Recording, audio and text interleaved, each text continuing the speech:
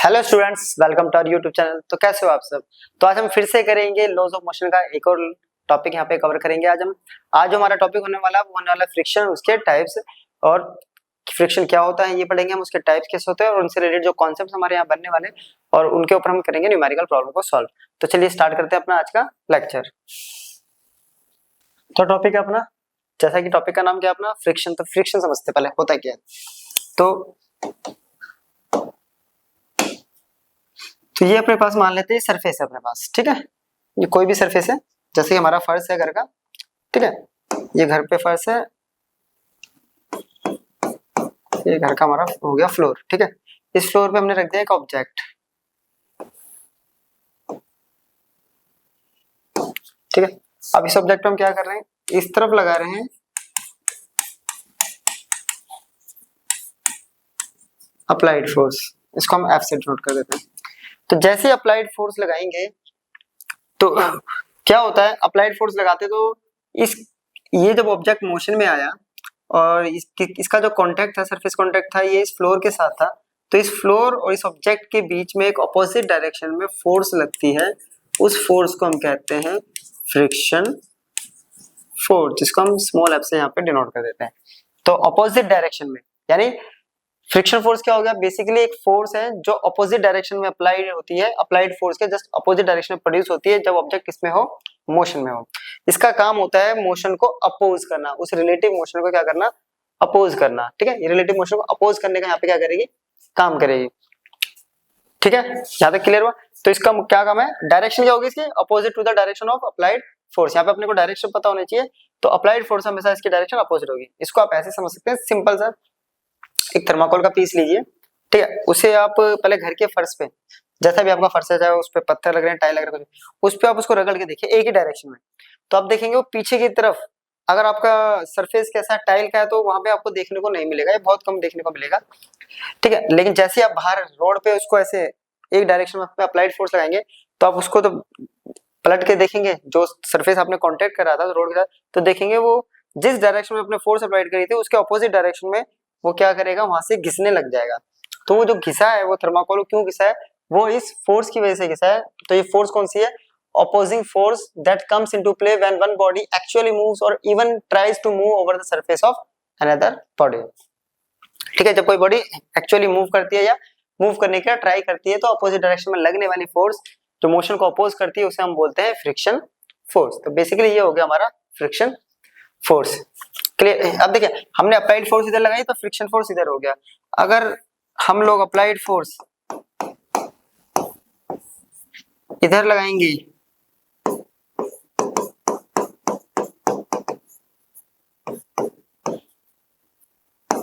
तो friction force कहाँ है, तो अपोजिट डायरेक्शन में, तो फ्रिक्शन फोर्स होगी इस तरफ।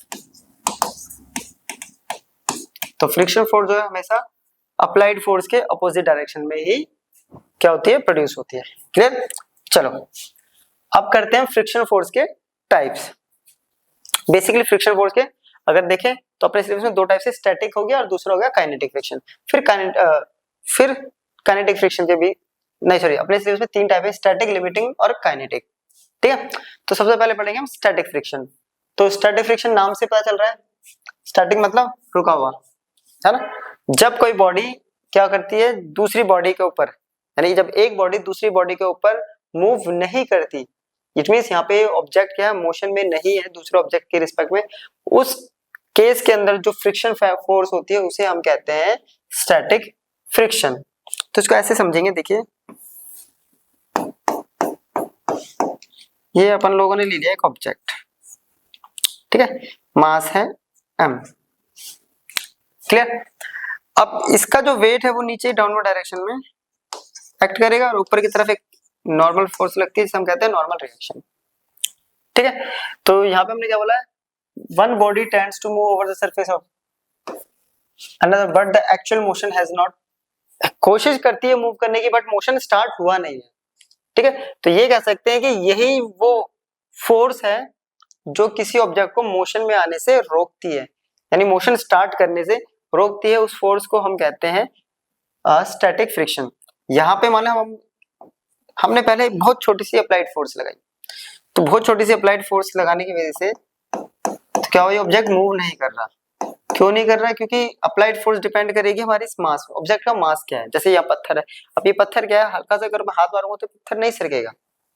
तो क्यों नहीं सरक रहा? तो इसमें क्या है, हमने तो फोर्स लगाई है, इस फोर्स के अपोजिट डायरेक्शन में एक फोर्स यहाँ पे एक्ट कर रही है, उस फोर्स का नाम हो गया स्टैटिक फ्रिक्शन। तो इसका मतलब क्या है, ये हमेशा क्या करती है, मोशन स्टार्ट करने से रोकने की कोशिश करती है। ठीक है, इसी की वजह से ऑब्जेक्ट रेस्ट पे होता है। अब रेस्ट पे कैसे होता है, अप्लाइड फोर्स तो लग गया इधर, तो इस डायरेक्शन में क्या होगा, फ्रिक्शन फोर्स किस डायरेक्शन में हो गया, तो ये हो गया वो फ्रिक्शन फोर्स स्टैटिक। तो यहां से साफ पता चल रहा है कि सबका सब क्या है, जितने भी कंपोनेंट है सब एक दूसरे के क्या है, इक्विलिब्रियम में। तो आर जो है mg को बैलेंस कर रहा है, तो इस पर नेट सम क्या हो गया, जीरो हो गया। इस नेट सम जीरो की वजह से ये ऑब्जेक्ट इस पर है, रेस्ट पर है, और इसका काम क्या है, अपोज करना। और दूसरा काम क्या है, यही ऑब्जेक्ट को मूव स्टार्ट, मतलब ऑब्जेक्ट को मोशन में जब आता है तो मोशन स्टार्ट करने से रोकने का काम करता है ये अपना क्या, स्टैटिक फ्रिक्शन। क्लियर? तो स्टैटिक फ्रिक्शन क्लियर हुआ यहाँ पे। चलो अब हम करेंगे दूसरा लिमिटिंग फ्रिक्शन। स्टैटिक फ्रिक्शन से जस्ट एक स्टेप आगे, एक स्टेप आगे कैसे, तो देखिए अभी तक ये हमारा ऑब्जेक्ट था, ठीक है, वही फोर्स लगा दी हमने F, तो यहाँ पे अपोजिट डायरेक्शन में फोर्स आ रही थी, राइट, ये R और नीचे mg। लिमिटिंग फ्रिक्शन में क्या है, फोर्स F थी, है ना, पीछे वाली फोर्स F है मान लेते हैं, वही फोर्स अप्लाई, तो यहाँ पे स्टैटिक फ्रिक्शन था। अब अपन लोगों ने क्या करा, इसमें थोड़ी सी फोर्स और ऐड कर दी, ठीक है, कोई भी एक फोर्स F डैश ऐड कर दी, तो क्या ये स्टार्ट करा। तो हम इसमें जब तक फोर्स लगाएंगे जब तक ये मोशन स्टार्ट करने वाला होगा। जैसे पीछे हमने क्या करा था, हमने बहुत लाइट फोर्स लगाई थी, बहुत फोर्स की वैल्यू बहुत छोटी थी, जिसकी वजह से ऑब्जेक्ट मोशन स्टार्ट नहीं कर रहा था। अब हम धीरे धीरे फोर्स को इंक्रीज करेंगे और उस कंडीशन पे लेके आएंगे कि जिसपे स्टार्ट करना, मतलब ऑब्जेक्ट जो है मोशन में आना स्टार्ट करेगा, यानी मूव करना स्टार्ट करेगा। तो जब मूव करना स्टार्ट करेगा उस केस में जो यहाँ पे फ्रिक्शन फोर्स की वैल्यू आती है, यानी जो मैक्सिमम फ्रिक्शन फोर्स ऑब्जेक्ट के पास में आया, यानी ऑब्जेक्ट और सरफेस के कांटेक्ट में जो मैक्सिमम फ्रिक्शन फोर्स की वैल्यू है, उसे हम बोलेंगे लिमिटिंग फ्रिक्शन। क्लियर यहां तक? तो लिमिटिंग फ्रिक्शन क्या हो गया, वो maximum force of static friction की वो सबसे मैक्सिमम वैल्यू जब ऑब्जेक्ट जस्ट मूव करना स्टार्ट करता है, तो उस केस को हम कहते हैं लिमिटिंग फ्रिक्शन। ठीक है, चलो और नेक्स्ट टॉपिक अपना लॉज ऑफ लिमिटिंग फ्रिक्शन। तो लिमिटिंग फ्रिक्शन के लॉज, तो यहाँ से एक कॉन्सेप्ट बनेगा, काफी अच्छा कॉन्सेप्ट अपने पास बनने वाला है यहाँ से, ठीक है। तो limiting friction is a kind of क्या है, स्टैटिक फ्रिक्शन, ठीक है। तो लॉ से फर्स्ट लॉ क्या कह रहा था, लिमिटिंग फ्रिक्शन जो है वो डायरेक्टली प्रोपोर्शनल होगा नॉर्मल रिएक्शन के बिटवीन टू सरफेसेस। तो देखिए इसको ऐसे समझते हैं, वही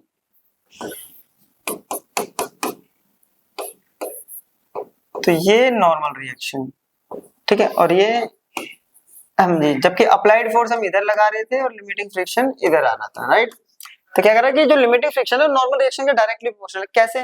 क्योंकि देखो लिमिटिंग फ्रिक्शन जो होती है स्टैटिक फ्रिक्शन की मैक्सिमम वैल्यू होती है ना, और स्टैटिक फ्रिक्शन जो है ऑब्जेक्टिव मास पे डिपेंड कर रहा है। ऑब्जेक्ट जितना भारी उसको मोशन में लाना उतना ज्यादा डिफिकल्ट है, राइट, और मास जितना ज्यादा तो R इक्वल्स टू mg, देखिए बैलेंस होता है, तो R उतना ज्यादा। तो इनडायरेक्टली ये कहना चाहता है कि जो लिमिटिंग फ्रिक्शन की वैल्यू है वो डायरेक्टली प्रोपोर्शनल है नॉर्मल रिएक्शन के, राइट। अब नॉर्मल रिएक्शन के डायरेक्टली प्रोपोर्शनल है, तो इसको मैं यहाँ करता हूँ, देखिए F is directly proportional to R। Sign of proportionality हटाएंगे तो यहाँ कांस्टेंट लगेगा म्यू, ठीक है। अब म्यू क्या है, यहाँ कोफिशिएंट है अपना limiting friction,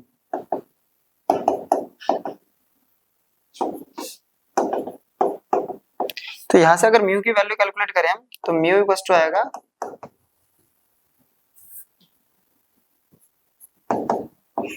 F by R, तो mu equals to F upon में R। तो ये कॉन्सेप्ट बहुत ज्यादा यूज होता है जब भी फ्रिक्शन या उससे रिलेटेड जो भी न्यूमेरिकल्स होते हैं, फ्रिक्शन जहां भी फ्रिक्शन अप्लाई हो रहा होगा तो वहां ये कॉन्सेप्ट जरूर लग रहा होगा, F equals to mu R या mu equals to F by R, ठीक है।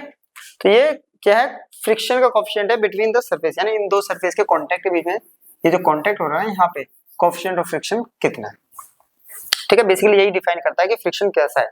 जितना कम वैल्यू होगी कोफिशिएंट की उतना कम फ्रिक्शन है, जितनी ज्यादा वैल्यू होगी उतना ज्यादा फ्रिक्शन होगा। ठीक है, अब दूसरा कह रहा है कि जो डायरेक्शन है लिमिटिंग फ्रिक्शन की, direction of force of limiting friction is always opposite to the direction of motion of the body. ये तो हमें पता है, सारे फ्रिक्शन फोर्स की जो डायरेक्शन होती है वो मोशन के जस्ट अपोजिट होती है। ठीक है, लिमिटिंग फ्रिक्शन जो होता है वो डिपेंड करता है नेचर ऑफ सरफेस, किस सरफेस के कांटेक्ट में।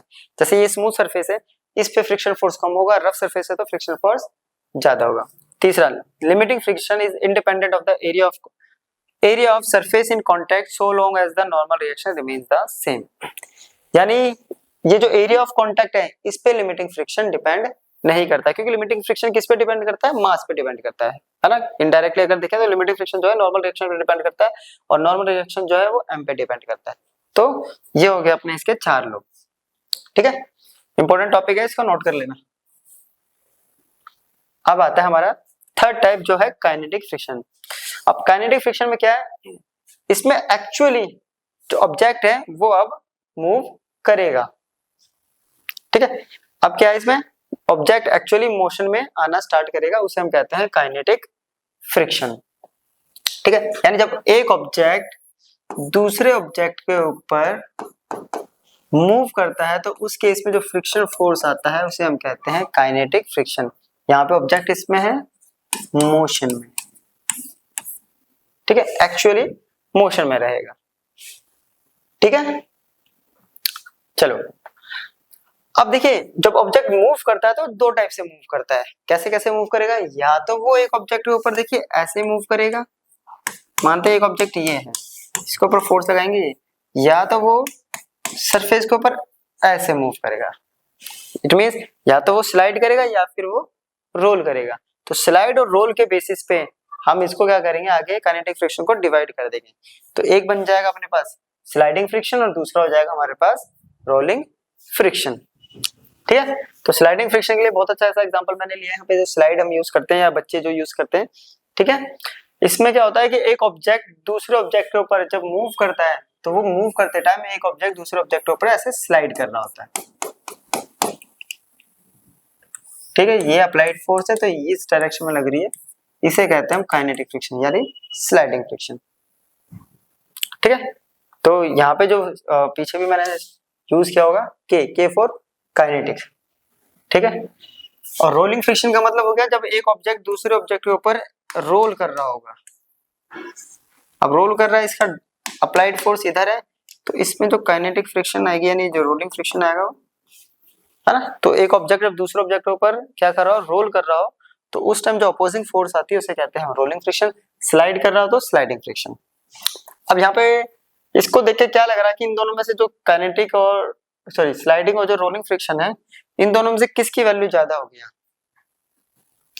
कुछ समझ में आ रहा है कि मतलब इन जो हमारे पास स्लाइडिंग फ्रिक्शन है और रोलिंग फ्रिक्शन है, तो कौन सा फ्रिक्शन यहाँ पे ज्यादा है, स्लाइडिंग या रोलिंग? तो sliding friction is always greater than the rolling friction.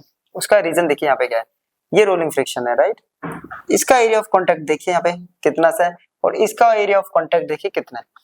तो बेसिकली क्या है कि यहाँ पे जो एरिया ऑफ कांटेक्ट है वो रोलिंग फ्रिक्शन में कम होता है और area of contact sliding friction में ज्यादा होता है, इसलिए स्लाइडिंग फ्रिक्शन हमेशा रोलिंग फ्रिक्शन से ज्यादा होगा। ठीक है, और यहाँ से एक चीज और पता चली कि जो काइनेटिक फ्रिक्शन होता है वो या तो ज्यादा होना चाहिए अप्लाइड फोर्स से या फिर वो इक्वल होना चाहिए, है ना, या स्टैटिक फ्रिक्शन भी कह सकते हैं। या तो स्टैटिक फ्रिक्शन से वो क्या होना चाहिए, ज्यादा होना चाहिए या इक्वल, तब जाके हमारा क्या करेगा, ऑब्जेक्ट जो है वो मूव करना स्टार्ट करेगा। तो नेक्स्ट टॉपिक अपने पास रोलिंग फ्रिक्शन के लॉज। तो रोलिंग फ्रिक्शन के 2 लॉ है। फर्स्ट लॉ कहता है कि rolling friction is always directly proportional to the normal reaction. तो ठीक है, ये है अपने पास ऑब्जेक्ट, ये सरफेस हो गया और ये हो गया। ठीक है, तो पहला कह रहा है कि इसका मास मान लेते हैं इधर है mg, ये है नॉर्मल रिएक्शन। तो rolling friction is directly proportional to the normal reaction first.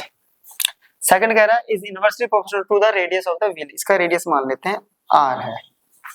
तो ये जो रोलिंग फ्रिक्शन होगा वो इनवर्सली प्रोपोर्शनल होगा रेडियस। रेडियस जितना कम रोलिंग फ्रिक्शन उतना ज्यादा।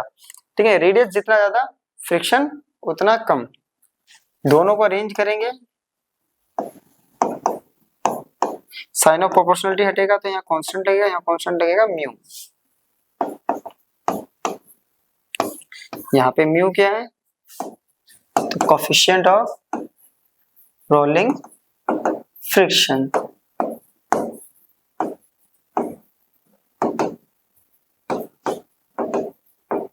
तो रोलिंग फ्रिक्शन का कोफिशिएंट क्लियर है यहाँ तक। चलो तो यहाँ पे रोलिंग फ्रिक्शन लॉज भी खत्म हो गए। अब हमारे पास नेक्स्ट टॉपिक अपना एंगल ऑफ फ्रिक्शन। ठीक है, छोटा सा टॉपिक है एंगल ऑफ फ्रिक्शन। बेसिकली क्या है, स्टेटमेंट इसकी जरा, जो एंगल ऑफ फ्रिक्शन है वो सारा का सारा है स्टेटमेंट पे। क्या कहता है, the angle which the resultant of limiting friction and normal reaction makes with the normal reaction. तो देखिए इसको समझ, देखो पहले इसको मैं समझाता हूँ आपको। तो ये अपने पास हो गया एक सरफेस, ठीक है,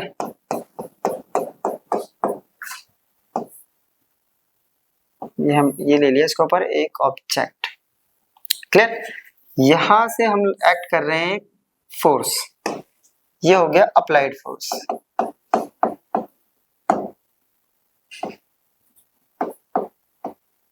इसको मान लेता है ये अप्लाइड फोर्स हो गया P, ठीक है। तो ऑपोजिट डायरेक्शन में लग गया फ्रिक्शन फोर्स F, ठीक है। नॉर्मल इसका वेट हो गया नीचे की तरफ mg और नॉर्मल रिएक्शन हो गया ऊपर की तरफ R।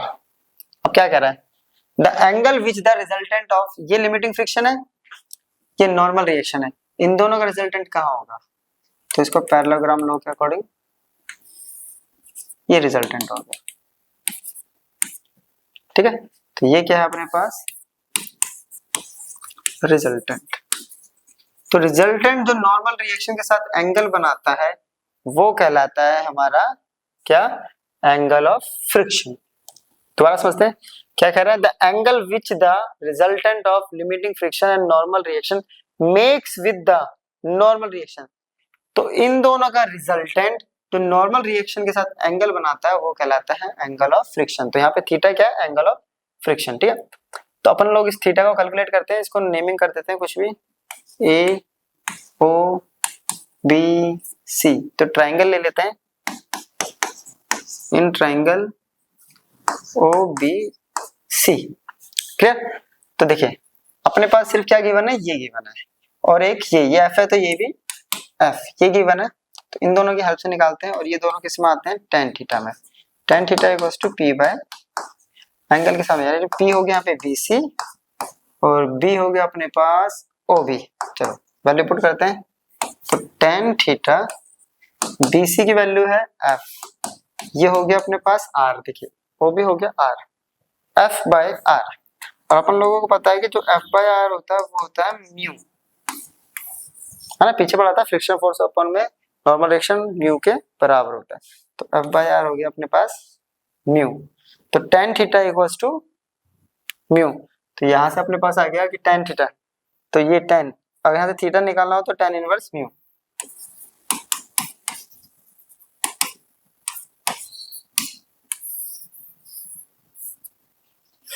तो एंगल ऑफ फ्रिक्शन या इक्वल्स टू क्या होता है, tan inverse coefficient of limiting friction. तो ये होता है अपने पास एंगल ऑफ फ्रिक्शन। चलो अब है next topic angle of repose. अब ये एंगल ऑफ रिपोज क्या चीज है, तो इसको समझते हैं। देखिए फिर से समझते हैं, ये एक सरफेस है, इस पे ऑब्जेक्ट रखा है, क्या ये ऑब्जेक्ट अपने आप इस ऑब्जेक्ट के सरफेस के ऊपर स्लाइड करेगा, तो अपना सबका आंसर आएगा नहीं करेगा। फिर हमने क्या करा, इसका थोड़ा सा एंगल ऐसे चेंज कर दिया, क्या ये ऑब्जेक्ट अब स्लाइड करेगा, तो मोस्ट पॉसिबिलिटी है कि नहीं करेगा, है ना। तो थोड़ा सा और एंगल इसको इंक्रीज करते हैं, तो क्या अब इधर मैंने मतलब मैं हर बार इस एंगल को बढ़ाता जा रहा हूं, बढ़ाते बढ़ाते एक सिचुएशन मान लो यहाँ पे, क्या ये अब स्लाइड करेगा, कर भी सकता है, ठीक है। मानते इस पे भी नहीं कर रहा है ना, इस एंगल पे भी नहीं करा, हमने एक एंगल ये दिया, फिर एंगल हमने थोड़ा सा और बढ़ाया। तो ऐसे करते करते करते हम एंगल इसका क्या करते जा रहे हैं, इंक्रीज करते करते एक ऐसी सिचुएशन आई है हमारे पास अब कि हम ऑब्जेक्ट को रख रहे हैं और उस पर फोर्स भी नहीं लगा रहे, फिर भी वो ऑब्जेक्ट क्या कर रहा है, अपने आप नीचे की तरफ स्लाइड करना स्टार्ट कर दिया, है ना। एक सिचुएशन तो ऐसी आएगी एंगल बढ़ाते बढ़ाते कि ऑब्जेक्ट अपने आप नीचे की तरफ स्लाइड करने लग जाएगा। तो जिस एंगल पे ऑब्जेक्ट अपने आप स्लाइड करना स्टार्ट कर दे उस एंगल को कहते हैं एंगल ऑफ रिपोज। तो इसको हमने मान लिया वो है ये अल्फा एंगल। ऑब्जेक्ट है, इसका मास m है, तो वेट हो गया इसका mg। इसको थोड़ा सा नीचे बनाते हैं, ठीक है।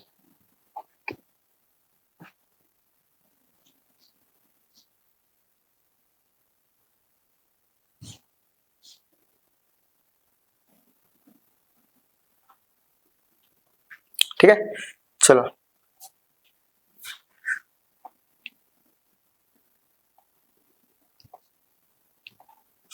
ये आया, ये एंगल है अपने पास अल्फा मान लिया हम लोगों ने, ठीक है। तो ये क्या हुआ, नीचे की तरफ आ गया mg को रिजोल्व करेंगे, यहाँ पे ये एंगल आएगा अल्फा, हम रेजोल्यूशन वेक्टर से कर चुके हैं, ये एंगल हमेशा इसके बराबर आता है। तो एंगल के साथ वाला हो गया कोस का कंपोनेंट और इसके साथ वाला हो गया, और इस तरफ स्लाइड हो रहा है तो फ्रिक्शनल फोर्स आ गई अपोजिट डायरेक्शन में, और ये हो गया इसका नॉर्मल रिएक्शन, है ना। यही होगा। अब ध्यान से अगर देखें तो F जो है यहाँ बैलेंस कर रहा है mg साइन अल्फा को, इक्वेशन फर्स्ट, और R जो है वो बैलेंस कर रहा है mg cos अल्फा को। क्लियर है यहाँ तक? अगर मैं दोनों इक्वेशन को डिवाइड कर दूं, यानी it means divide equation 1/2, first को सेकंड से डिवाइड कर दिया तो अपने पास देखिए इस तरफ तो आ गया f/r, इधर आ रहा है mg साइन अल्फा, और नीचे बच रहा है mg cos अल्फा। इसमें से ये कैंसिल आउट, f/r होता है mu, right. Sine alpha by cos alpha होता है tan अल्फा, राइट। अब ये स्लाइड करना स्टार्ट हुआ है तो इट मींस ये लिमिटिंग फ्रिक्शन का कोएफिशिएंट है ना। तो यहाँ से क्या पता चल रहा है कि जो tan अल्फा है वो म्यू के बराबर है, it means angle of repose mu के बराबर है। और पीछे हमने पढ़ा था अभी, ध्यान से देखिए रहा, एंगल ऑफ फ्रिक्शन भी म्यू के बराबर है, तो it means mu equals to tan theta भी है पीछे, है ना। तो we know mu equals to क्या है, tan थीटा। तो ये दोनों इक्वेशन क्या हो गई आपस में इक्वल, तो tan अल्फा इक्वल्स टू क्या हो गया tan थीटा। तो इससे क्या पता चल रहा है कि अल्फा इक्वल्स टू, तो it means angle of repose equals to angle of friction. तो angle of repose is always equals to the angle of friction. यहां से पता चल गया कि एंगल ऑफ फ्रिक्शन और एंगल ऑफ रिपोज आपस में इक्वल है। क्लियर यहां तक? चलो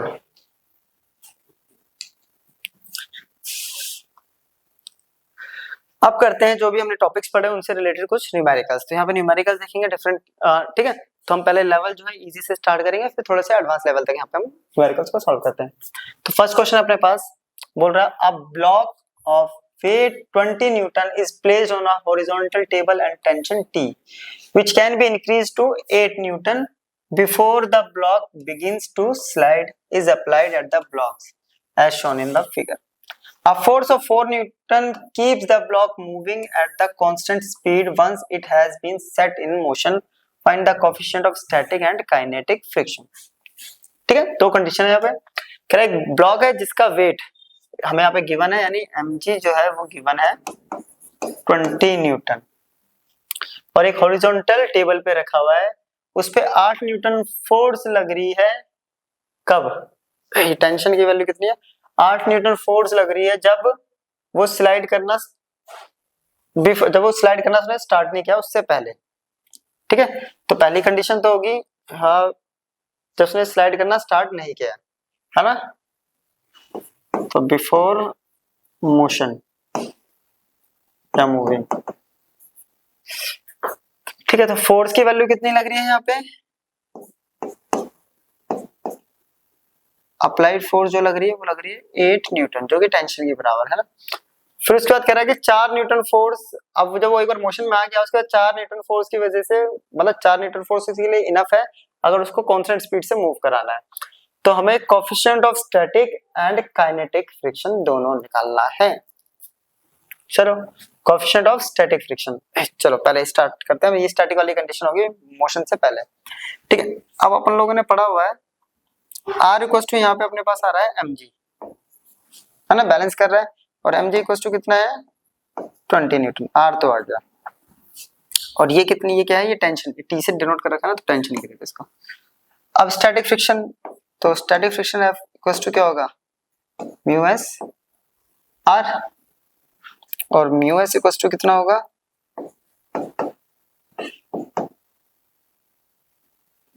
Fs अपॉन में R, क्लियर।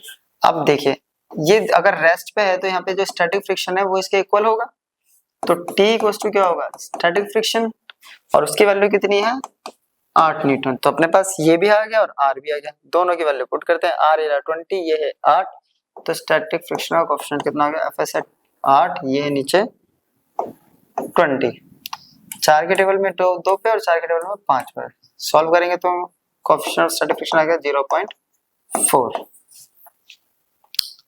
क्लियर। अब कह रहा है कि इस पे कितनी फोर्स लग रही है, सेकंड पार्ट है ना, मोशन स्टार्ट हो गया, तो जो टेंशन है वो हो गया 4 न्यूटन, 4 न्यूटन से वो यूनिफॉर्म स्पीड से मूव कर रही है, ठीक है, यूनिफॉर्म स्पीड से मूव कर रही है, तो काइनेटिक फ्रिक्शन सेम है, बस ये चेंज हो गया, बाकी तो नॉर्मल रिएक्शन तो वही रहेगा अपने पास। तो काइनेटिक फ्रिक्शन का कितना होगा F अपॉन में R, और F जो है वो टेंशन के बराबर, टेंशन कितनी है अपने पास, या T ले लो इसको, ये है 4, ये है 20, तो 1/5 दैट इज 0.2, तो ये आ गया काइनेटिक फ्रिक्शन का कोएफिशिएंट, क्लियर यहां तक। चलो इसको नोट करो। नेक्स्ट क्वेश्चन बोल रहा है the coefficient of friction between the ground and the wheels of a car moving on a horizontal road is 0.5. The car starts from rest. What is the minimum distance in which it can acquire a speed of 72 km? Take g equals to 10 meter per second square. ये कह रहा coefficient of friction between, तो coefficient of friction अपने को दे दिया है, ठीक है, म्यू के, मूविंग आ रहा है तो म्यू के हो गया, या म्यू भी ले सकते हैं, ठीक है, एक ही तो कंडीशन है अपने पास, डायरेक्ट म्यू ले सकते हैं 0.5। कार स्टार्ट हो रही है रेस्ट से, चलो रेस्ट से स्टार्ट करने के बाद वो वेलोसिटी अचीव कर रही है 72 किलोमीटर पर आवर। चलो इसको अगर डिवाइड 5/18 से मल्टीप्लाई करते हैं पहले, तो ये आ गया 4, ये आ गया 20 मीटर पर सेकंड, ठीक है। तो कितना डिस्टेंस ये ट्रेवल कर रहा है ये निकालना है। अब इसके अकॉर्डिंग तो एक ही क्वेश्चन अपने पास यहाँ पे पुट होती है, v square minus u square equals to 2as। अब ये क्या है, ग्राउंड पे मूव कर रहा है, ठीक है, तो एक गिवन नहीं है अपने पास, राइट, एक्सेलरेशन गिवन नहीं है, एक्सेलरेशन पहले निकालेंगे। तो एक्सेलरेशन कैसे निकालेंगे, देखिए F इक्वल्स टू सिंपल होता है अपने पास म्यू r, ठीक है, और अगर इस सरफेस पे ऐसे मूव कर रहा है ग्राउंड पे, तो ये जो r होगा ये mg के बराबर होगा, राइट, ठीक है। चलो तो म्यू एम जी, ठीक है, और ये आ गया एम ए, तो क्या यहाँ म्यू गिवन है अपने को, और एफ इक्वल टू होता है एम ए, एम से एम खत्म, तो ए इक्वल टू आ गया म्यू जी, राइट। म्यू अपने पास 0.5 दे रखा है, जी कितना दे रखा है 10, देखिए ये कितना आ गया सिंपल सा 5 आ गया एक्सेलरेशन। अब एक्सेलरेशन आ गया, इसको यहाँ पुट करेंगे, v गिवन है, u गिवन है, अपने को कितना मिनिमम डिस्टेंस ट्रैवल करा है तो उसमें पुट करते हैं v square minus u square equals to 2as, तो v स्क्वायर तो हो गया अपने पास 20 स्क्वायर, चलो ये हो गया 0, a हो गया 5 इंटू s, तो ये आ रहा है अपने पास, देखिए 20 इंटू 20, नीचे आएगा 10, ये गया, तो ये आ गया तो मिनिमम कितना डिस्टेंस ट्रैवल करेगा, तो रेस्ट में आने से पहले, ये कह रहा है ना रेस्ट में आने से नहीं, ये स्पीड एक्वायर करने तक कितना डिस्टेंस ट्रैवल करेगा ये, तो 40 मीटर। क्लियर, इजी सा क्वेश्चन था। तो कुछ नहीं, अपने को ना कॉन्सेप्ट पता होना चाहिए बस, ठीक है। तो हमेशा जब भी न्यूमेरिकल करते पहले ये सोचिए उसमें क्या पूछा है और उसे हम कैसे निकाल सकते हैं, जो भी डेटा है उसके अकॉर्डिंग कैसे निकाल सकते हैं, और उसके लिए क्या क्या चीज फिर कैलकुलेट करनी है। देखिए ये क्वेश्चन इंटरेस्टिंग है ये वाला। कह रहा है a bullet of mass 0.0 kg is fired horizontally into a 4 kg wooden block at rest on a horizontal surface, ठीक है। The coefficient of the kinetic friction between the block and the surface is 0.25. The bullet gets embedded in the block and the combination moves 20 meter before coming to rest. With what speed did the bullet strike the block? ठीक है, question ये question है, question को समझाते हैं। एक bullet है, तो मास ऑफ बुलेट इसे m से ले लेते हैं, स्मॉल m से, ठीक है, 0.01 kg, और एक वुडन ब्लॉक है, तो मास ऑफ ब्लॉक इसको कैपिटल m से ले लेते हैं, ठीक है, 4 kg, 4 kg उसका मास है, ठीक है। अब इस क्वेश्चन को ना मैं जरा डायग्रामेटिकली यहाँ पे ड्रॉ करता हूँ, उसे समझने की कोशिश करते हैं। ये आ रही है अपने पास बुलेट, मास है m, इसके पास वेलोसिटी है v1, ठीक है। क्या कर रहा है, एक बुलेट, इसका मास इतना है, फायर्ड किया है हॉरिजॉन्टली, और ये एक वुडन ब्लॉक है, इसका मास है कैपिटल M, और ये इनिशियली किस पर है, ये रेस्ट पर है, ये किस पर है, रेस्ट। ये इससे टकराई, टकराने के बाद ये बुलेट इसके अंदर घुस गई, घुसने के बाद, ठीक है, ये दोनों एक कॉमन वेलोसिटी से मूव कर रहे हैं, ठीक है। ये इस पे आई, इसमें ये बुलेट घुस गई। अब देखिए इनिशियली अगर ध्यान से देखें तो इसका तो नॉर्मल रिएक्शन r था, अब क्या हो गया, इसका जो नॉर्मल रिएक्शन है वो r, इस पे दो ऑब्जेक्ट का मास आ गया, दो बॉडी का, ये भी इसके अंदर है, तो इसका नॉर्मल रिएक्शन हो गया m प्लस m इंटू जी। तो इस पे जो काइनेटिक फ्रिक्शन है वो आ गई ये F के, ठीक है।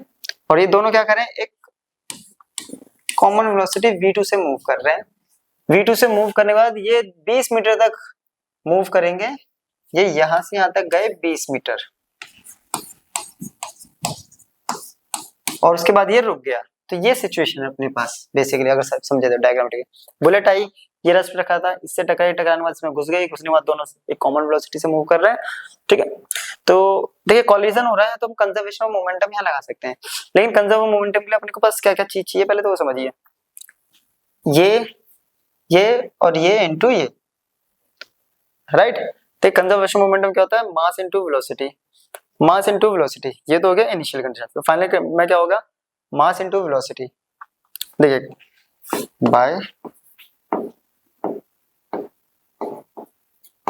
कंजर्वेशन ऑफ लीनियर, तो वो सिंपल सा बोल रहा है m v1 प्लस दूसरा मास है m, ये रेस्ट पर है ना, तीसरा मास है इसका m plus m into v2। अब निकालना अपने पास ये है अपने को v1, ये गिवन नहीं है v2, है ना। तो यहाँ से तो इक्वेशन अपने पास बन गई कि अपने को ये m v1 equals to m plus m, अब किसी तरह से हम क्या निकालते हैं v2, तो ये इक्वेशन अपने पास आएगी, इक्वेशन फर्स्ट। किसी तरह से अगर हमने v2 निकाल दिया है ना, तो v2 निकाल दिया तो ये आ जाएगा अपने पास। चलो अब v2 अगर हम यहाँ निकालते हैं, ये पता है इन दोनों की सिचुएशन में अगर हम सिंपल सा देखो v2 अगर निकालना है तो ये दो सिचुएशन लेंगे हम, तो इसके लिए अपने पास इक्वेशन चाहिए v square minus u square equals to 2as। v square means v2 का स्क्वायर, सॉरी फाइनल वेलोसिटी इसकी रेस्ट पर है, फिर से इससे निकलेगा ये इनिशियल वेलोसिटी, लेकिन यहाँ पे एक्सीलरेशन नहीं गिवन है। तो अब हम निकालेंगे एक्सीलरेशन, तो एक इक्वेशन ये बन गई है ना। तो एक्सीलरेशन अपने को चाहिए। अब एक्सीलरेशन कैसे निकलेगा, तो सिंपल सी बात है, इस पे फोर्स, जब ये मोशन में था तो इसके पास फोर्स कितनी लग रही होगी। जैसे ये कॉन्सेप्ट अपने लोगों ने हल मिलाया था, ये वाला, तो यही कॉन्सेप्ट हम यहाँ पे अब लगाएंगे। अब 1 सेकंड का तुम्हें टाइम देता हूँ, इस पे सोचो आप लोग कैसे लगाओगे इस पे, ठीक है। मोशन में कौन सा है ये आप लोग देख लो। देखो जब इससे टकराया होगा तब जाके ये मोशन में आया है, सिंपल सा है। तो एक्सीलरेशन तो इस कंडीशन के पास होगा अपने पास, तो इसके पास क्या होगा कि जो फोर्स है वो क्या होगा, म्यू के इंटू आर, ठीक है। और यहाँ म्यू के इससे टकराया तो ये आ गया अपने पास म्यू के, तो एज इट इज कर लिया हम लोगों ने। आर कितना हो जाएगा, आर यहाँ से देखिए m प्लस एम इंटू जी, ठीक है। यहाँ से आर तो अपने पास आ गया m प्लस एम इंटू जी। अब जैसे यहाँ पे मोशन में ऑब्जेक्ट कौन सा है, ये यानी ये पूरा का पूरा ब्लॉक, साथ साथ फोर्स जो होती है वो होती है mass into acceleration second law से, तो ये इससे कैंसिल आउट, राइट। और कोएफिशिएंट ऑफ फ्रिक्शन हमें दे रखा है 0.25, जी की वैल्यू हम 10 मान लेते हैं, चलो a इक्वल टू आ गया म्यू के इंटू जी 0.25, ये आ गया 10, तो ये आ गया बेसिकली 1/4 है ना, 10, तो ये आ गया 2.5 मीटर पर सेकंड, एक्सीलरेशन आ गया 2. बस अब एक्सीलरेशन आ गया है तो हम ये निकाल सकते हैं, देखिए कैसे निकलेगा।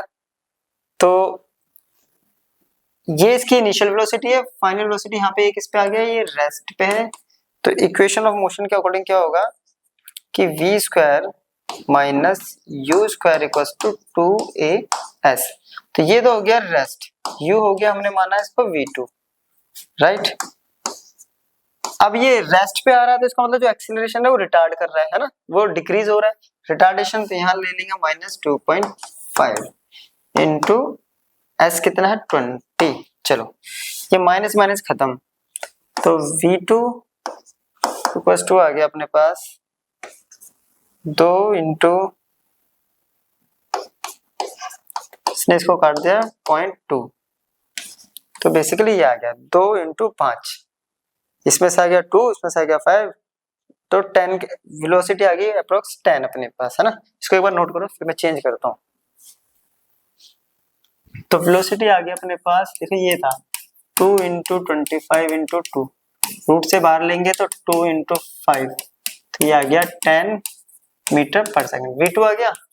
अब जो फर्स्ट इक्वेशन बनाई थी हमने, याद है वो, ठीक है, नहीं याद है एक बार दोबारा दिखा दो। देखो फर्स्ट इक्वेशन बनाई थी हमने, ये mv1 इक्वल्स टू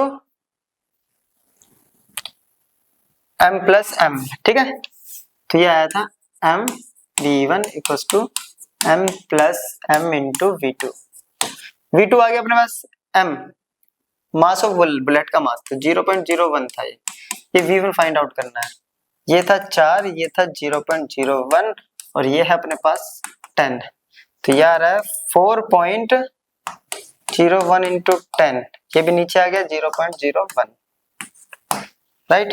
इसका पॉइंट आया नीचे 100, इसका पॉइंट आया नीचे आया 100, से ये हो गया कैंसिल, तो ये सिंपल कितनी वैल्यू आ गई है 4010 मीटर पर सेकंड, तो ये आ गई वेलोसिटी की वैल्यू। तो इस वेलोसिटी से ये मूव करेगा, क्लियर। क्वेश्चन लेंथी था लेकिन अच्छा क्वेश्चन है क्योंकि इसमें नंबर ऑफ कॉन्सेप्ट ज्यादा लग रहे हैं।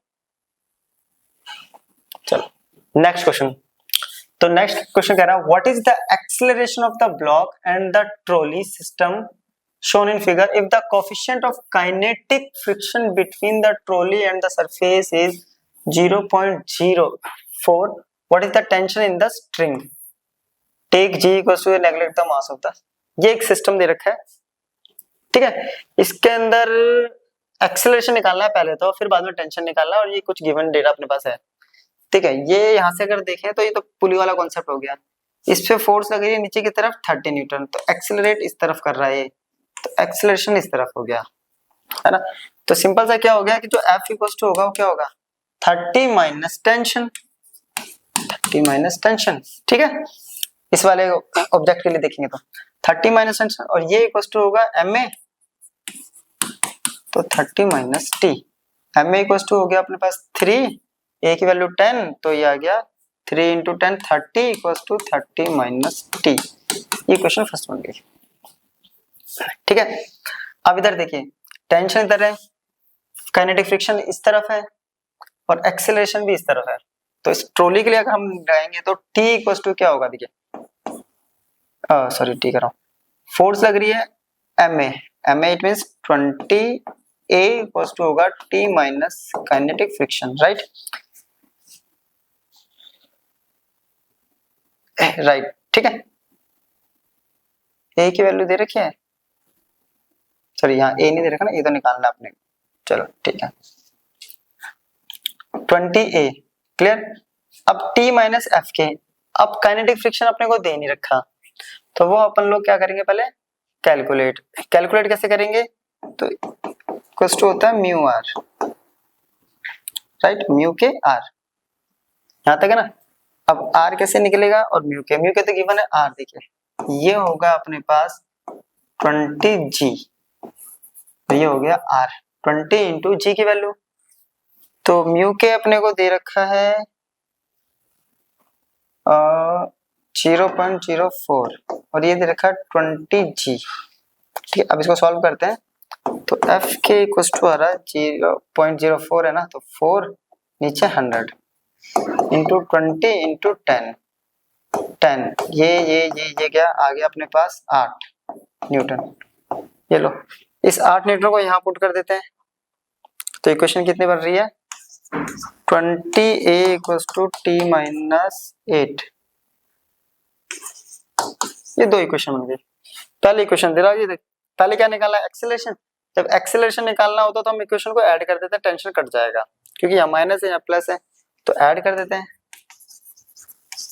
Add equation 1 and 2। तो देखिए ऐड करने पे क्या आएगा, इस तरफ है 30a और इस तरफ है 20a, चलो इस तरफ है 30 माइनस टी और इस तरफ है प्लस t माइनस 8, चलो ये इससे कैंसिल, ये आ गया 50a और इधर आ गया 30 माइनस 8, तो ये आ गया 22, तो a इक्वल टू कितना आ गया 22/50।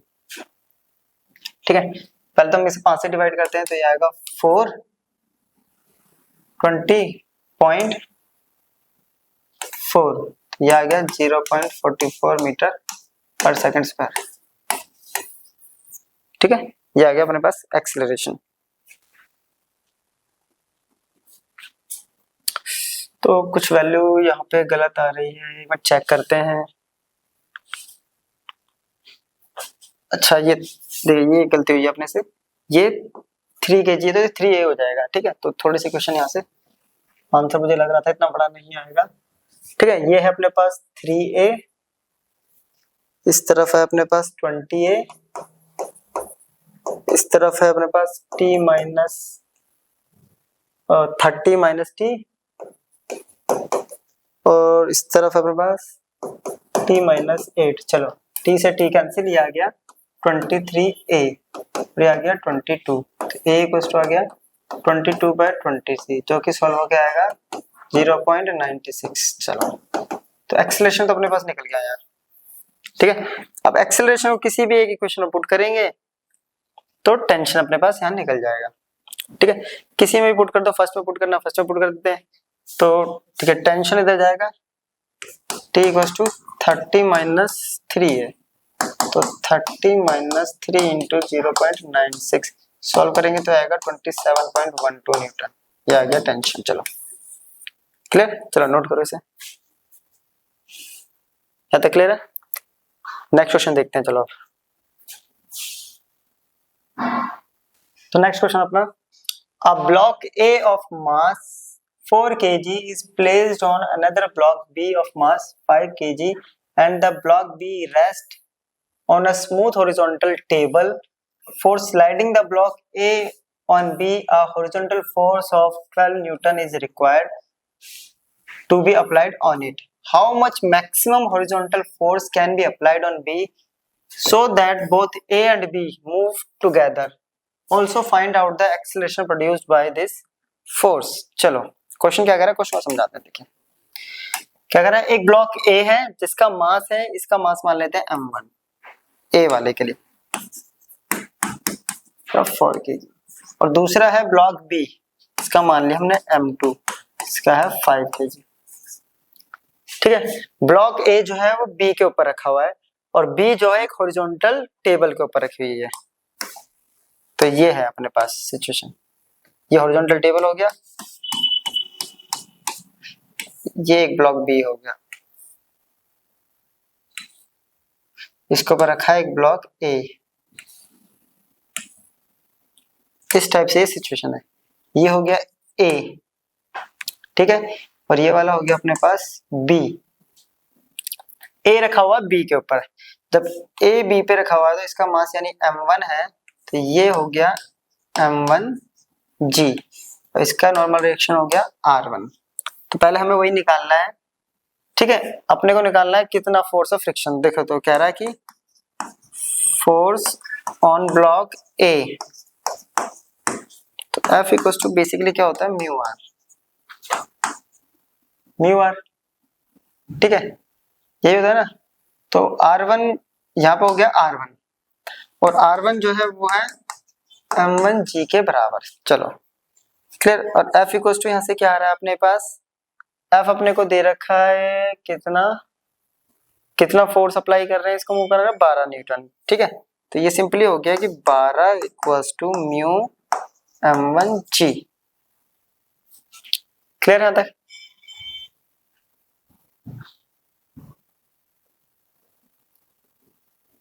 हाँ, 12 न्यूटन फोर्स लगा रहा है इसको, और म्यू की वैल्यू क्या हमें गिवन है, नहीं गिवन, ठीक है, म्यू की वैल्यू क्या गिवन है, नहीं, तो म्यू की वैल्यू यहाँ से निकालेंगे, m कितना दे रखा है हमें 4, तो चलो, तो यहाँ से म्यू इक्वल टू आ गया 12 अपॉन में m1g, तो ये हो गया 12 अपॉन में 4g, दैट इज आ गया ये 3, तो म्यू की वैल्यू आ गया अपने पास 3/g। तो इसको पहले हाईलाइट करके रख लेते हैं। अब सेकंड केस क्या कर रहा है, पहले तो हमने फोर्स लगाई थी इस पे, मान लेते इस डायरेक्शन में लगाई थी मैं 12 न्यूटन, अब फिर से इसी डायरेक्शन में हम इसमें लगा रहे हैं एफ मैक्स। कितनी एफ मैक्स लगाएं कि दोनों के दोनों मूव करें, और जब ये दोनों मूव करेंगे तो यहाँ पे एक फ्रिक्शन फोर्स भी लगेगी। सिंपल सी बात है, जब ये दोनों मूव करेंगे तो यहाँ एक फ्रिक्शन फोर्स भी अप्लाई होगी, तो अपने वो मैक्सिमम फोर्स निकालने हैं। तो वो एफ मैक्स किसके बराबर होगा, इक्वल टू होगा म्यू के आर के। अब वो म्यू के जो आर होगा वो किसके बराबर होगा, इसे हम मान लेते हैं R2 या R, ये जो R है, ठीक है, ये वाला R, क्योंकि अब इसके ऊपर ऑब्जेक्ट रखा है तो ये होगा m1 प्लस m2 इंटू जी के बराबर, तो ये हो गया म्यू के into m1 plus m2 into जी, ठीक है। अब म्यू के की वैल्यू यहाँ से आई है 3/g, m1 है अपने पास 4, m2 है 5, g से g कैंसिल, 4 9 9 3 से 27, तो ये आ गया। मैक्सिमम फोर्स निकालनी थी, तो मैक्सिमम फोर्स कितनी लगेगी 27 न्यूटन। चलो, तो मैक्सिमम फोर्स क्या था 27 न्यूटन। उसके बाद बोल रहा है also find out the acceleration produced by this force, इस फोर्स से कितना एक्सीलरेशन होगा। अब हमने फोर्स लगाई है इस पे, और इस पे एक्ट कर रहा है ये, है ना, इसके ऊपर ये रखा है, तो इसके ऊपर जो है इसका मास भी एक्ट कर रहा है, तो एफ मैक्स इक्वल्स टू क्या हो जाएगा, सिंपल सी इक्वल्स टू हो जाएगा a into m1 plus m2, क्योंकि दोनों का मास है, मास इंटू एक्सीलरेशन है ना। तो एक्सीलरेशन कितना हो गया, एफ मैक्स अपॉन में m1 प्लस, ये था 27, ये है 4 प्लस 5 9 27, तो ये आ गया अपने पास 3 मीटर पर सेकंड स्क्वायर। तो एक्सीलरेशन हो जाएगा 3 मीटर पर सेकंड स्क्वायर के रेट से। चलो क्लियर है यहाँ तक? चलो नेक्स्ट करें। Next question, a plank with a box on it at one end is gradually raised about the other end as the angle of inclination with the horizontal reaches 30 degrees. The box starts to slip and slides 4 meters down the plank in 4 seconds. The coefficient of static and kinetic friction between the box and the plank will be respectively. क्या कह रहा है, initially मानते ये Planck है, इसके ऊपर ये बॉक्स रखा है, ठीक है। अब इसका एंगल को ना धीरे धीरे धीरे धीरे इसका जो एंगल है उसको इंक्रीज कर रहे हैं, कहीं से भी उठा ले, मानते इधर से उठा रहे हैं, इधर से उठा रहे हैं, ठीक है, उठाते जा रहे हैं, उठाते जा रहे हैं, उठाते जा रहे हैं। तो इनिशियली क्या कर रहा है ये, तो इनिशियल इस पे स्टैटिक फ्रिक्शन होगा, है ना। जब तक ये स्लिप नहीं होता तब तक क्या है, स्टैटिक फ्रिक्शन है। तो स्टैटिक फ्रिक्शन के लिए अपन लोगों ने निकाला था म्यू इक्वल टू होता म्यू एस इक्वल टू होता tan theta, right. Mu S equal to tan theta और tan थीटा दे रखा 30 डिग्री। तो म्यू एस कितना हो गया अपने पास, इसको थोड़ा नीचे करते हैं कि इसको रिजॉल्व करना पड़ेगा। तो 1/√3 और 1/√3 जो वैल्यू होती है 0.6। चलो ये तो निकल गया अपना। अब इसमें से जो ऑप्शन है ये दोनों तो पहले ही कैंसिल आउट हो गए, स्टैटिक और काइनेटिक, तो इन दोनों में से कोई एक ऑप्शन आने वाला है अपना, राइट। अब सेकंड पार्ट, ठीक है, ये कितना मीटर डाउन जा रहा है, 4 मीटर 4 सेकंड में। क्लियर है यहाँ तक? चलो यहाँ तक तो कोई इशू नहीं है। अगर इसको क्रिएट करेंगे तो ये ऐसे रिजॉल्व हो जाएगा। ये हो गया नॉर्मल रिएक्शन R, यहाँ आ जाएगा ये एंगल थीटा यानी 30 डिग्री, है ना। तो ये आ गया अपने पास mg cos 30 और ये आ गया mg sin 30। अब इस डायरेक्शन में स्लिप आउट हो रहा है तो यहाँ पे ये जो है फ्रिक्शन फोर्स इस तरफ हो गई। यहाँ तक कोई प्रॉब्लम है?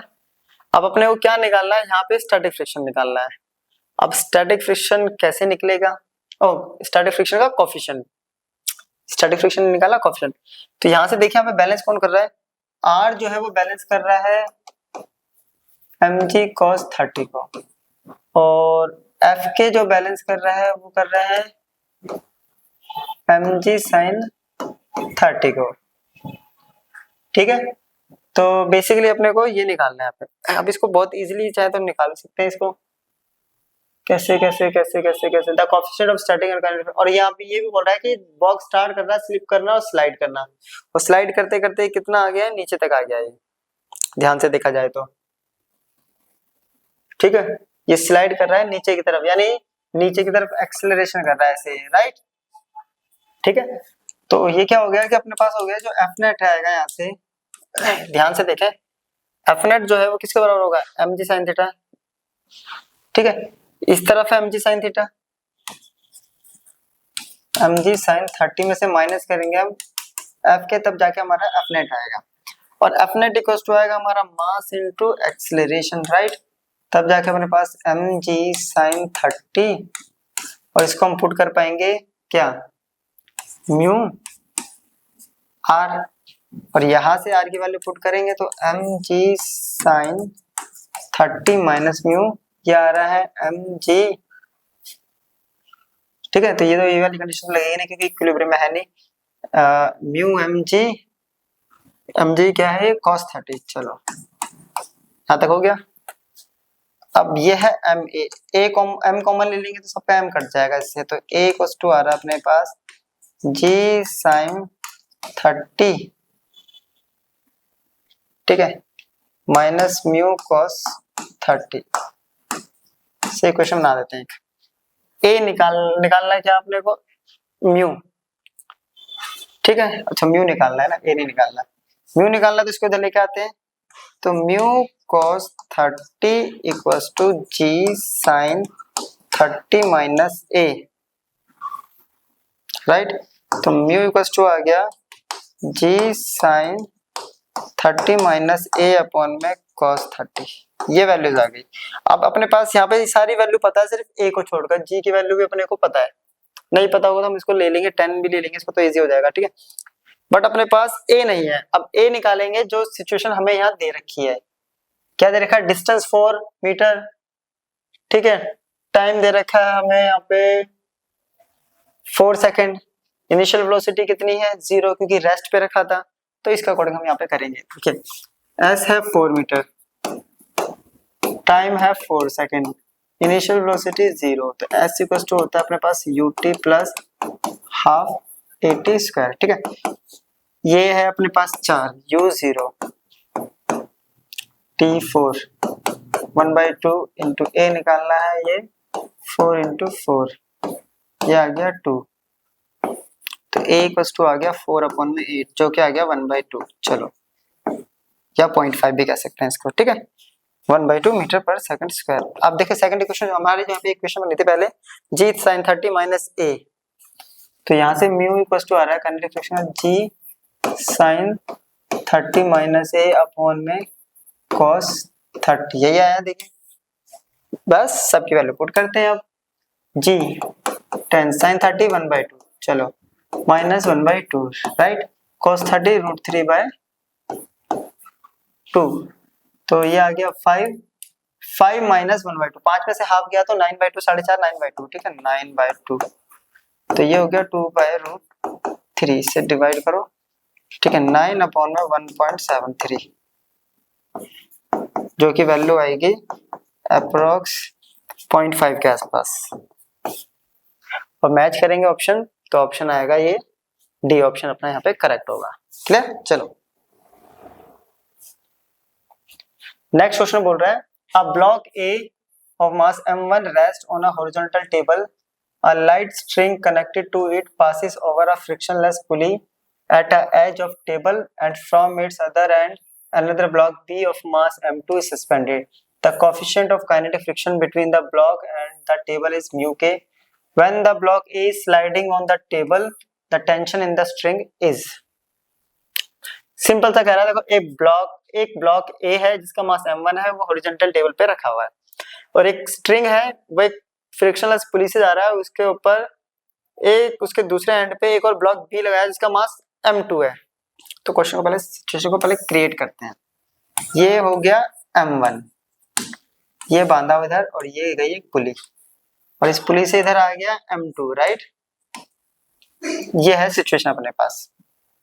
अब m2 है नीचे, तो इधर होगा m2g, टेंशन हो गया t, यहाँ होगा टेंशन, ठीक है, तो ये एक्सेलरेशन हो रहा होगा इस तरफ, ये भी एक्सेलरेशन हो रहा होगा इस तरफ, और अपने को क्या निकालना है इसमें, और ये इस पे फ्रिक्शन फोर्स हो रही होगी यहाँ पे Fk।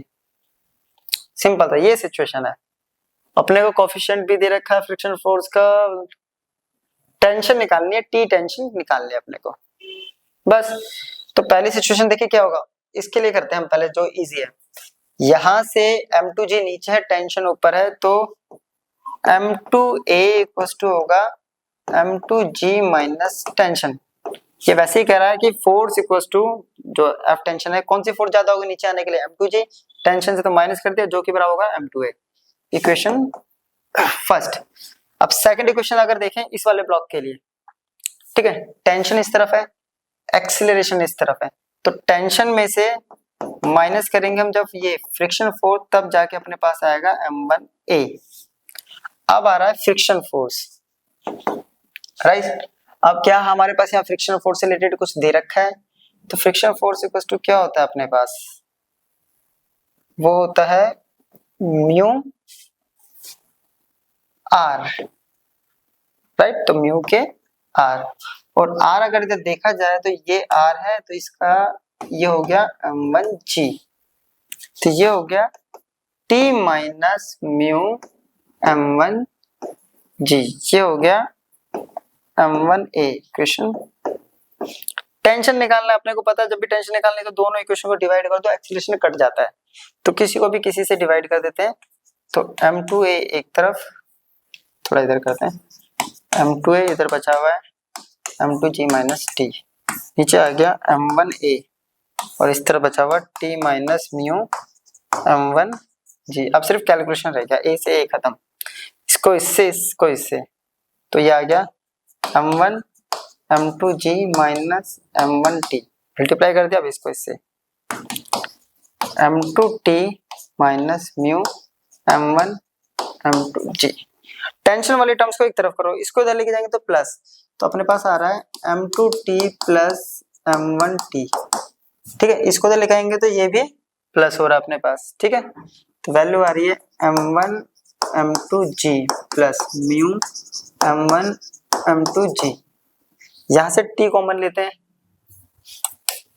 तो m1 प्लस m2, इधर से म्यू m1 m2 और g कॉमन आ गया, m1 m2 g, तो यहाँ बच गया 1 और प्लस यहाँ बच गया म्यू, तो 1 प्लस म्यू, तो टेंशन आ गया अपने पास m1 m2g1 प्लस म्यू, और ये म्यू के लिया तुमने ना, म्यू के, ठीक है, के लगा के चलते हैं, काइनेटिक फ्रिक्शन म्यू के दे रखा अपने को,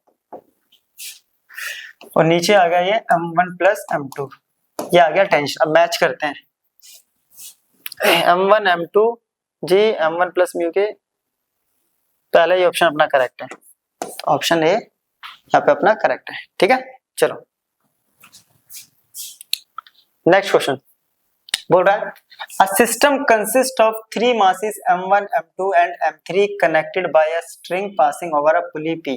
The mass m1 hangs freely and m2 and m3 are on the rough horizontal table, और उसका coefficient friction दे रखा है mu. The pulley is frictionless and of negligible mass. The downward acceleration of mass m1 is, ठीक है, ये system अपने को दे रखा है, ये नीचे m1 है तो इसका देखिए वेट कितना होगा m1 जी, टेंशन हो गया t, यहाँ हो गया t, तो यहाँ भी हो गया t, ये सब इधर आ रहे होंगे कॉमन एक्सेलरेशन से, इसका पास ये एक्सेलरेशन हो गया कॉमन।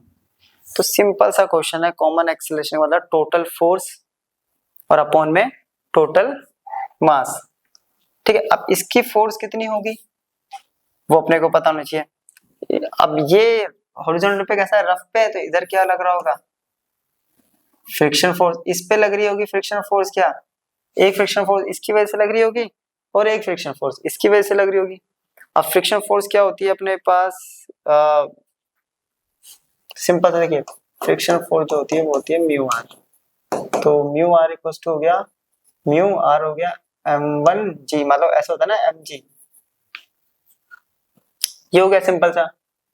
तो एक फ्रिक्शन फोर्स तो लग गई इसकी वजह से F2, एक लग रही है इसकी वजह से F3, इसकी फोर्स लग रही है नीचे की तरफ G की वजह से, है ना, जो कि हो गई है। तो एक्सेलरेशन अपने कॉमन एक्सेलरेशन निकालना है, तो वो कैसे होगा, इसकी फोर्स मान लेते हैं F1, ये अपोजिट डायरेक्शन में तो इनकी होगी नेगेटिव, और अपॉन में इन सबका मास, ये हो गया m1g माइनस, ये होता है हमारा म्यू के r1, है ना, तो म्यू दे रखा तो म्यू ले लेते हैं, mu r1 minus mu r2, sorry r2 और r3, इसका होगा m2g m3g, ये हो गया r3 और ये हो गया r2, बस। और नीचे आ गया m1 प्लस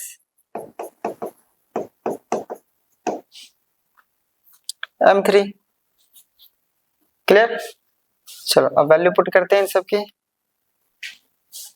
तो एक्सेलरेशन आ गया अपने पास m1g minus mu m2g minus mu m3g upon में m1 plus m2 plus m3। अब इसमें देखिए गिवन ये दे रखा है, ये रखा कि ये तीनों का मास इक्वल है, अब तीनों का मास इक्वल पुट कर देते हैं, तो ये क्या हो गया mg minus mu mg minus mu mg, और नीचे आ गया 3m, कॉमन लेते हैं पहले, तो mg ये आ गया 2 म्यू mg अपॉन में 3m, राइट। तो यहां से कॉमन आ गया अपने पास m और g भी कॉमन आ गया, तो यहाँ बच गया -1 माइनस 2 म्यू, नीचे आ रहा है 3m, m से m खत्म, ऑप्शन देखो g/3, पहले तो g/3 तो इसमें आ रहा है g अपॉन में 3 1 माइनस 2 म्यू, तो ऑप्शन सी यहाँ अपना करेक्ट हो गया, क्लियर। तो देखिए क्या करा आपने, कॉमन एक्सेलरेशन है सबके पास, और कॉमन एक्सेलरेशन में क्या कहते हैं, कॉम्बिनेशन का फोर्स अपॉन में टोटल मास, तो वही करा है, force equals to mass into acceleration, तो acceleration equals to force upon में मास, सेकंड लॉ लगाया हमने। नेक्स्ट क्वेश्चन बोल रहा है, a block of mass 5 kg is pushed in case A and pull in case B by a force F equals to 20 Newton making an angle of 30 degree with horizontal as shown in the figure.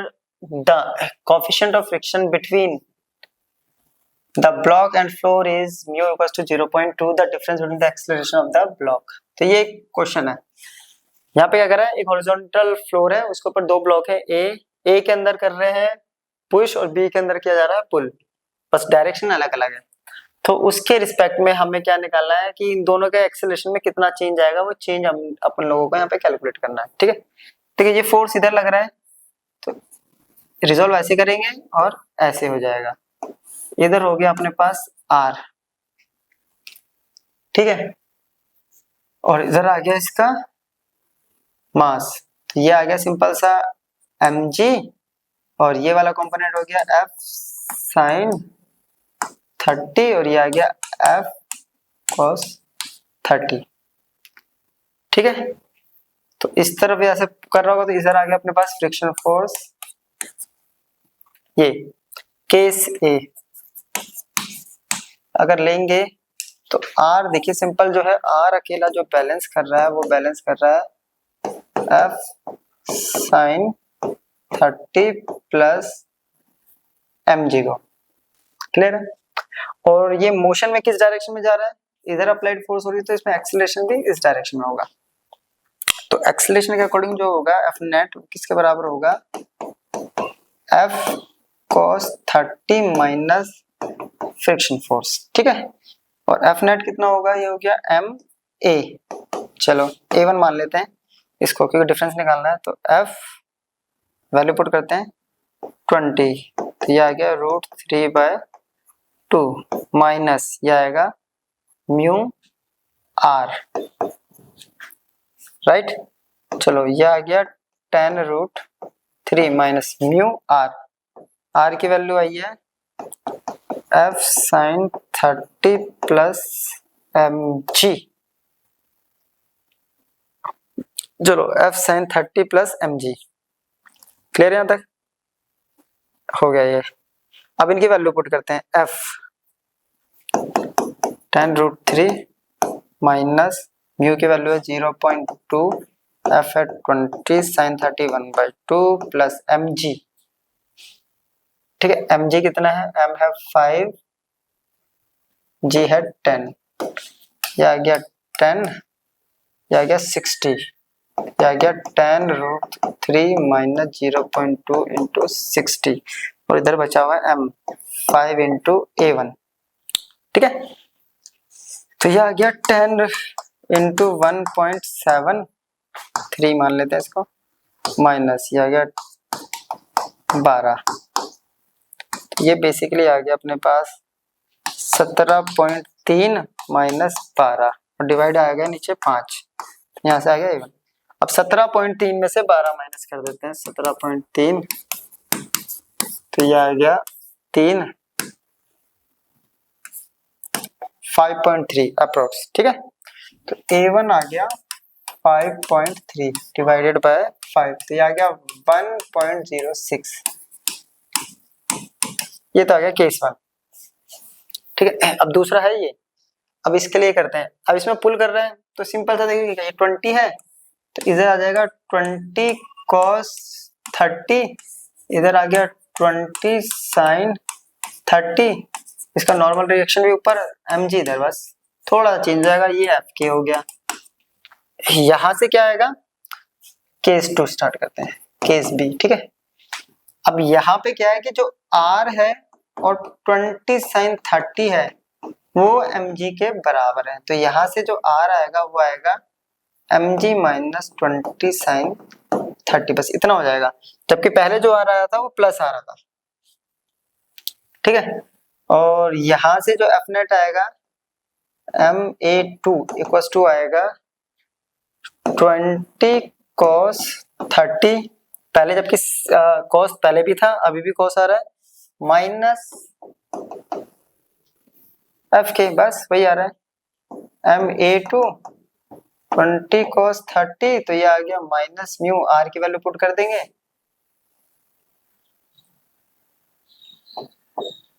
mg minus 20 sin 30, ये आ गया। अब value put करते हैं, ma2 20 √3/2 0.2 m m है 5 into 10, ये आ गया 50 माइनस 20 इंटू 1/2, ये आ गया 10, तो ये आ गया 40, ये आ गया 10। तो फिर से वही वैल्यू आ गया, एक बार इसको देख लो, ठीक है। तो m a2 इक्वल टू आ रहा है 10√3 और माइनस यहाँ आ रहा है 0.2 इंटू 40, ये आ रहा होगा ना, 0.2 इंटू 40, ठीक है। पॉइंट आया तो ये आ गया 17.3 और ये आ गया 8, और इसका ये भी था वैल्यू 5, तो ये 5 आ गया नीचे। अब 17.3 और 8 माइनस करेंगे तो 3, तो 9.3, तो 9.3 डिवाइडेड बाय 5, तो ये आ गया बेसिकली e2 5 1 5, 4 और 3, ये आएगा 8, ठीक है, 1.8, 306, 1.86, ठीक है। अपने को निकालना है डिफरेंस, तो डिफरेंस कैसे निकालेंगे, जो बड़ा होगा उसमें से छोटा माइनस कर देंगे। तो डिफरेंस पहले जो आई थी 1.06, तो 1.86 माइनस 1.06, तो ये आ गया 0.8। तो ऑप्शन मैच करते हैं कि इनमें से ऑप्शन कौन सा है अपना, तो 0.8 ये रहा, ऑप्शन सी अपना करेक्ट हो गया है। क्लियर, चलो नेक्स्ट क्वेश्चन अपने पास, the upper half of an inclined plane of inclination theta is perfectly smooth while lower half is rough. A block starting from rest at the top of the plane will again come to rest at the bottom if the coefficient of friction between the block and the lower half of the plane is given by। तो ये है अपने पास question, तो question को समझते हैं पहले, ठीक है। यहाँ थोड़ा सा इसको बनाते हैं, ठीक, बिना इसको ड्रॉ करे क्वेश्चन होगा नहीं अपना।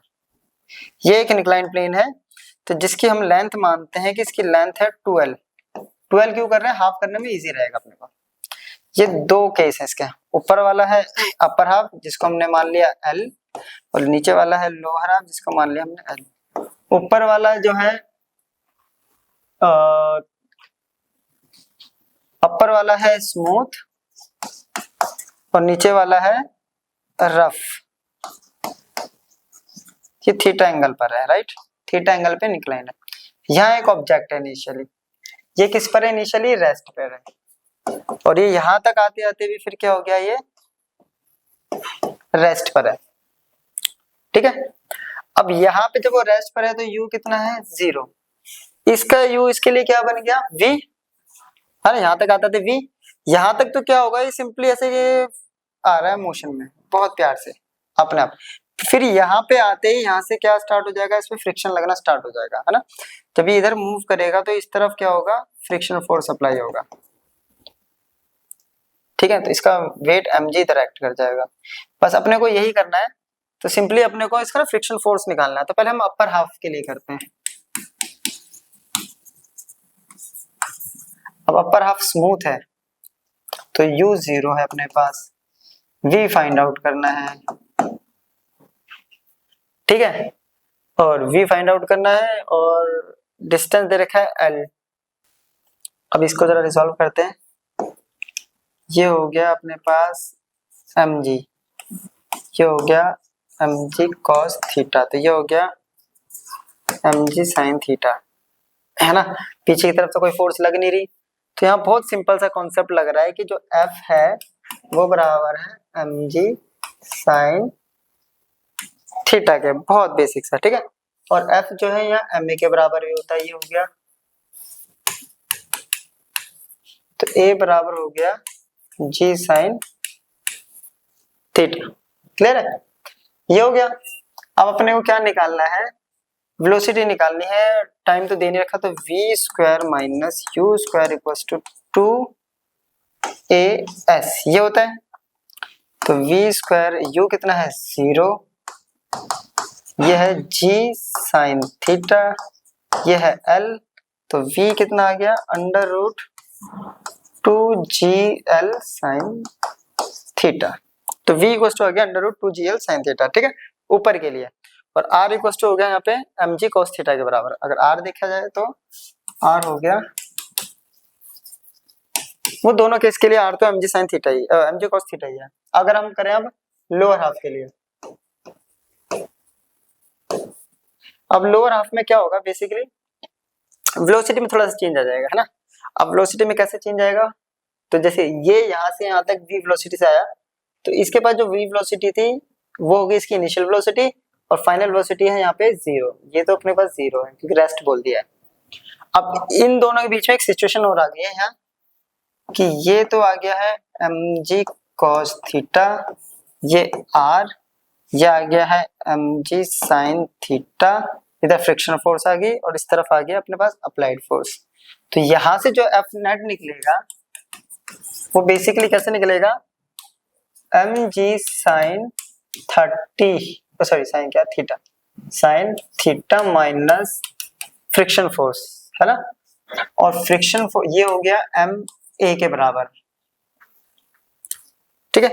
एम ए जो भी है, ए डैश या ए जो भी है, ठीक है, ऊपर वाले के लिए इसको ए डैश, ये हो गया। चलो एम जी साइन थीटा, और ये होता है म्यू आर, ठीक है। तो म्यू दे रखा, और आर की वैल्यू अपने के पास गिवन है, ये दे रखा एम जी कॉस थीटा। चलो ये है M A dash, M common ले लेंगे तो ए डैश आ गया अपने पास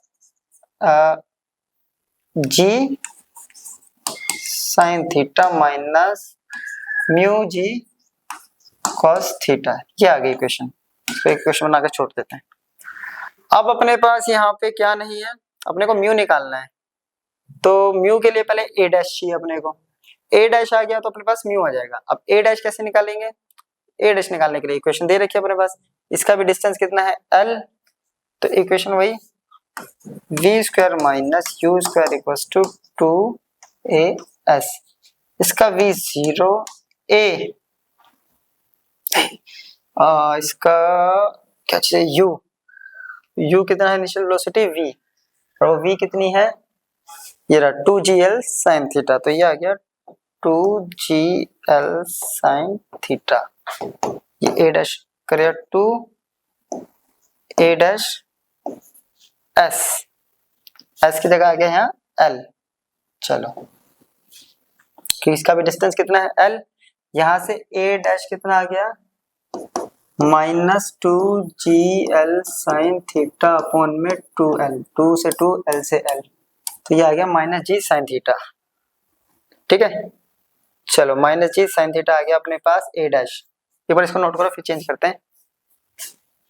तो a डैश आ गया माइनस जी साइन थीटा, यहाँ a डैश अपने पास आया था, जो इक्वेशन बनी थी हमारी फर्स्ट इक्वेशन वो बनी थी ये G sine theta minus mu G sine theta minus mu G cos theta. चलो a डैश की वैल्यू रखेंगे minus G sine theta equals to G sine theta minus mu G cos theta. चलो mu को इधर लेके आओ, इधर आ गया प्लस, तो mu G cos theta equals to G sine theta plus G sine theta, ठीक है। जी से जी कट जाएगा तो म्यू इक्वल्स टू आ गया 2g साइन थीटा अपॉन में जी कॉस थीटा, जी से जी खत्म, तो ये आ गया mu equals to 2 tan theta, ठीक है।